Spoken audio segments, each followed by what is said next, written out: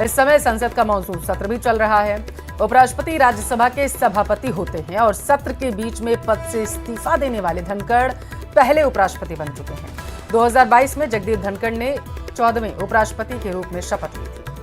6 अगस्त 2022 को हुए उपराष्ट्रपति के चुनाव में धनखड़ ने विपक्ष की उम्मीदवार मार्गरेट अल्वा को हराया था और उनके इस्तीफे के बाद राज्यसभा के उपसभापति हरवंश नारायण सिंह चुनाव होने तक कामकाज संभालेंगे। चुनाव की प्रक्रिया 60 दिन के अंदर पूरी करनी होगी। चुनाव में लोकसभा और राज्यसभा के सभी सांसद वोट डालेंगे। तो 67A के तहत संविधान में जो आर्टिकल है उसके तहत उपराष्ट्रपति जगदीप धनखड़ ने राष्ट्रपति द्रौपदी मुर्मू को पत्र लिखा, उसमें आभार जताया सांसदों का और स्वास्थ्य का हवाला दिया। ज्यादा जानकारी के साथ संवाददाता विनीत इस खबर पर जुड़े हुए हैं।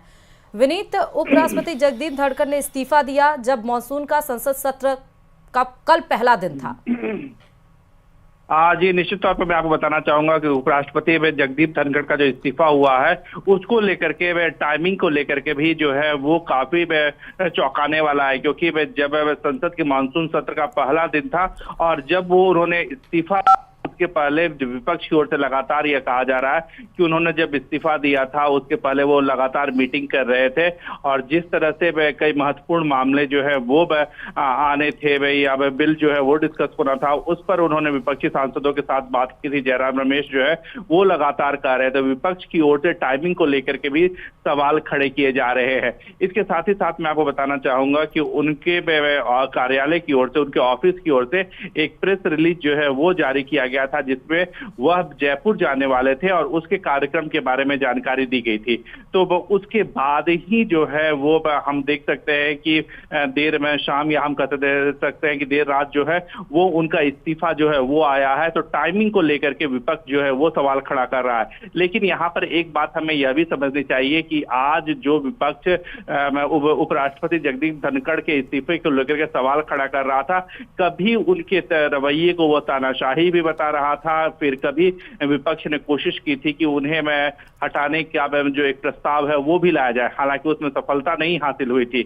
लेकिन यहाँ पर यह महत्वपूर्ण है कि उपराष्ट्रपति ने स्वास्थ्य कारणों का हवाला देते हुए जो है वो इस्तीफा दे दिया है।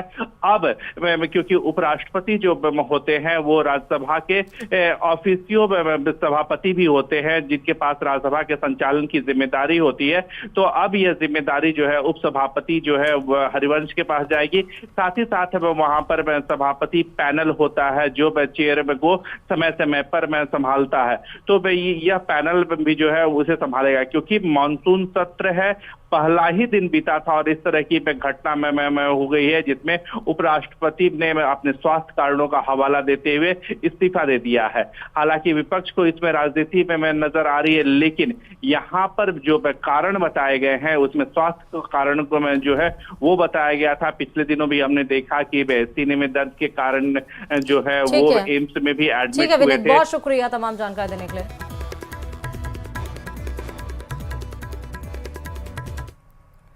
उपराष्ट्रपति जगदीप धनखड़ के इस्तीफे की खबर के बाद उनके पैतृक गांव झुंझुनू जिले के किठाना गांव के लोग स्तब्ध हैं। गांव के लोग एक दूसरे को फोन के जरिए इस्तीफे की अचानक मिली खबर को कंफर्म करने में लग गए थे। बताया जा रहा है कि धनखड़ के भतीजे हरेंद्र धनखड़ ने बताया कि इस्तीफे की खबर के बाद न केवल किठाना गांव बल्कि आसपास के पड़ोस के गांवों से भी फोन आ रहे थे। उन्होंने बताया कि यह सच है कि इन दिनों उपराष्ट्रपति जगदीप धनखड़ की तबीयत नासाज चल रही और जिसे लेकर उनकी पत्नी डॉक्टर सुदेश धनखड़ काफी चिंतित थी। लेकिन इस्तीफा भी देंगे ऐसा कोई सोच नहीं सकता था, क्योंकि आपने देखा कल मॉनसून सत्र था। कल हालांकि जैसा हमेशा अनुमान लगाया जाता है कि सत्र की शुरुआत होगी और वो हंगामे की भेंट चढ़ेगी, वैसा ही हुआ। 12 बजे तक के लिए कार्यवाही स्थगित कर दी गई थी, लेकिन किसी को यह नहीं पता था कि अचानक से जगदीप धनखड़ इस्तीफा दे देंगे। माहौल तो देखो निराशा ही है, सबकी यही चर्चा हो रही है कि भी इस्तीफा दे दिया तो निराश ही है सारे। कि गांव में काम बहुत करवाया, गौशाला में हुआ है, स्कूल में भी बहुत हुआ है और गांव में मान लो सड़क है, कॉलेज हो गई, हॉस्पिटल हो गया, ये काम करवा रहे हैं। नहीं बस यही हुई कि भी चाचा जी के वो थोड़ा सा हार्ट की दिक्कत थी तो वो उनको छोड़ के भी नहीं आते, ज्यादातर यूँ कि भी अकेलों का नहीं छोड़ सकते, थोड़ी वो तबीयत तो नरम ही थी। अब तो देखो माहौल तो दुखी का ही है सबके, ये तो है सबको ही पता है कि निराशा ही है तो सब में। अभी हमारे को तो न्यूज से ही पता चला कि महामहिम उपराष्ट्रपति जगदीप जी ने इस्तीफा दे दिया।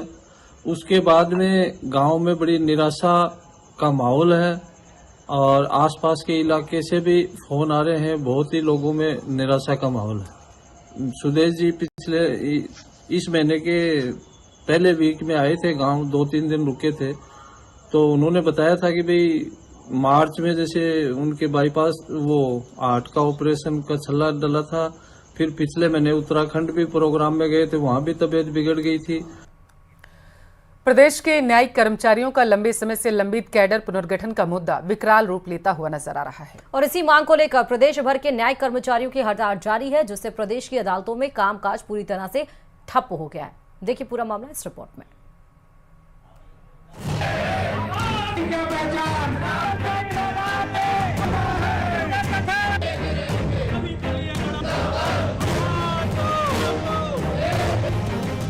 न्यायिक कर्मचारियों की हुंकार, कैडर पुनर्गठन की दरकार, सरकार जल्द करे समाधान, सड़क पर उतरे न्याय के रक्षक, मांगों को लेकर उमड़ा हुजूम।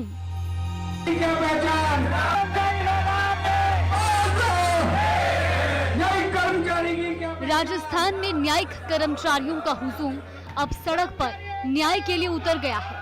उच्च न्यायालय के आदेशानुसार अधीनस्थ न्यायालयों के मंत्रालयिक और आशुलिपिक संवर्ग का कैडर पुनर्गठन की मांग को लेकर विरोध का बिगुल फूंक दिया है। जगह जगह धरने प्रदर्शन, रैलियां और नारेबाजी की जा रही है। इसी कड़ी में भीलवाड़ा में जिला सेशन एवं न्यायालय परिसर में राजस्थान न्यायिक संघ के बैनर तले न्यायिक कर्मचारियों ने विरोध प्रदर्शन किया। इस दौरान उन्होंने जमकर नारेबाजी की और इस बीच संघ ने चेतावनी दी कि अगर मांगे नहीं मानी गई तो आंदोलन को और उग्र किया जाएगा। राज्य सरकार द्वारा न्यायिक कर्मचारियों के लिए पुनर्गठन लागू नहीं किया है। इसकी वजह से दिनांक 14 जुलाई 2025 से हमारे प्रदेश अध्यक्ष भूख हड़ताल पर बैठे हुए हैं और उसके पश्चात भी राज्य सरकार द्वारा पुनर्गठन के संबंध में कोई कार्रवाई नहीं की गई है। उधर दौसा में चौथे दिन भी न्यायिक कर्मचारियों का धरना जारी रहा। न्यायिक कर्मचारियों ने रैली निकालकर प्रदर्शन किया। संगठन के पदाधिकारियों ने कहा कि राज्य सरकार द्वारा उच्च न्यायालय के आदेशानुसार अधीनस्थ न्यायालयों के मंत्रालयिक और आशुलिपिक संवर्ग का कैडर पुनर्गठन नहीं करने से कर्मचारियों में रोष है। कोर्ट ने भी कल बेंच ने ये अनुमोदित करके अनुशंसाएं करके स्टेट गवर्नमेंट को भेजा गया था, जिसकी पालना राज्य सरकार द्वारा आज तक नहीं की गई है। जो न्यायिक कर्मचारी हैं उनका पुनर्गठन अभी तक लागू नहीं हुआ है। न्यायिक कर्मचारियों के धरने से जैसलमेर में भी न्यायिक व्यवस्था बुरी तरह से प्रभावित रही। न्यायिक कर्मचारियों ने सामूहिक अवकाश को लेकर न्यायालयों का कामकाज पूरी तरह ठप कर दिया। कर्मचारियों ने मांगे पूरी नहीं होने तक धरना जारी रखने की चेतावनी दी। 2022 से कंटिन्यू सरकार ने अपने विभागों के सभी कर्मचारियों का पदों का पुनर्गठन कर दिया, वेतनमान दे दिया। न्याय विभाग के कर्मचारी इससे वंचित है, तो हम कई पिछले 3 साल से उसका इंतजार भी कर रहे हैं। बड़ा धैर्य रखा, पेशेंस रखा और हमारे पदाधिकारी भी समय समय पर सरकार के अधिकारियों से मिलते रहे। दोनों आश्वासन दिया कर देंगे, लेकिन लंबा समय हो चुका है और हमारे धैर्य का जो बांध है वो भी टूट चुका है। बांसवाड़ा में भी न्यायिक कर्मचारी अनिश्चितकालीन धरने पर बैठे। हड़ताल के तीसरे दिन कर्मचारियों ने कलेक्ट्रेट परिसर में कर्मचारियों ने रैली निकाली और मांग पूरी न होने तक सामूहिक अवकाश की बात कही। न्यायिक कर्मचारी गण है, न्यायिक कर्मचारी जनों के लिए पुनर्गठन का जो आदेश हुआ था पदों का, उसके ऊपर सरकार ने पालना नहीं की गई। लंबे 2 साल से इस मांग को लेकर चल रहे हैं। सरकार के पास प्रस्ताव भी गया राजस्थान हाईकोर्ट का, उसके बावजूद भी राज्य सरकार इसके ऊपर कोई पालना नहीं कर रही है। उसके विरोध में यह रैली निकाली गई है। सभी कर्मचारी सामूहिक अवकाश पर हैं। उदयपुर में जिला न्यायिक कर्मचारी संघ की 5वें दिन भी हड़ताल जारी रही। कैडर पुनर्गठन की मांग को लेकर पिछले कई दिनों से कोर्ट परिसर में धरने पर बैठे न्यायिक कर्मचारी कलेक्ट्रेट पहुंचे और जमकर नारेबाजी की। डीबी के द्वारा भी 6/5/2023 को 6 मई 2023 को इसकी जजमेंट दे दिया गया था और उसके बाद गवर्नमेंट को भेज दिया गया था। उसके बावजूद गवर्नमेंट द्वारा मात्र ये लिंगर ऑन किया जा रहा है और केवल हम तो ये चाहते हैं जो सभी विभागों में पुनर्गठन हो चुका है और पुनर्गठन हमारे न्यायिक कर्मचारी संघ में भी न्यायिक कर्मचारियों को भी पुनर्गठन की मांग स्वीकार की जाकर और जल्दी से जल्दी इसे लागू करवाया जाए। बस हमारी मेन ये मांग है कि अब देखना होगा कि न्यायिक व्यवस्था को प्रभावित कर रहे इस बड़े मुद्दे पर सरकार कितनी गंभीरता से कदम उठाती है।